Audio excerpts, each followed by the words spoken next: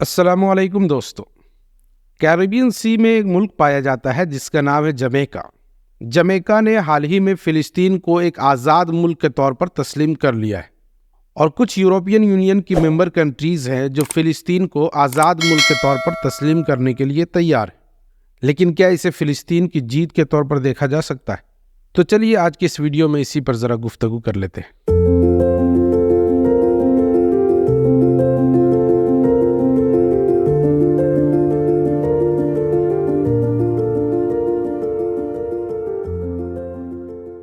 آپ سب آلریڈی جان رہے ہیں کہ فلسطین کے ساتھ اسرائیل کا کیا رویہ رہا ہے۔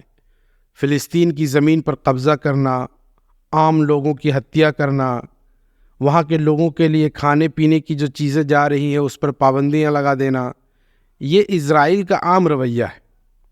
اور اب جب ظلم کی انتہا ہو چلی ہے تو 24 اپریل 2024 کو جمیکا نے فلسطین کو آزاد ملک کے طور پر تسلیم کر لیا ہے۔ اس سے پہلے اسپین نے بھی کہا ہے کہ وہ جولائی 2024 تک فلسطین کو آزاد ملک کے طور پر تسلیم کر لے گا، اور اس سلسلے میں وہ اپنے ساتھی دوسرے ممالک سے بھی بات چیت کر رہا ہے۔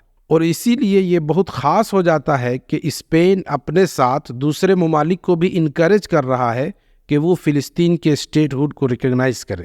لیکن کیا یہ جو کچھ ممالک فلسطین کو ریکگنائز کرنے کے لیے آگے بڑھ رہے ہیں، کیا اسے فلسطین کی جیت کے طور پر دیکھا جا سکتا ہے؟ تو اس کا جواب ذرا مشکل ہے، کیونکہ یونائٹڈ نیشن کی جو 193 ممبر کنٹریز ہیں اس میں سے 141 کنٹریز آلریڈی فلسطین کو ریکگنائز کر رہے ہیں، اور اب جمیکا فلسطین کو ایک آزاد ملک تسلیم کرنے والا دنیا کا 142واں ملک بن چکا ہے۔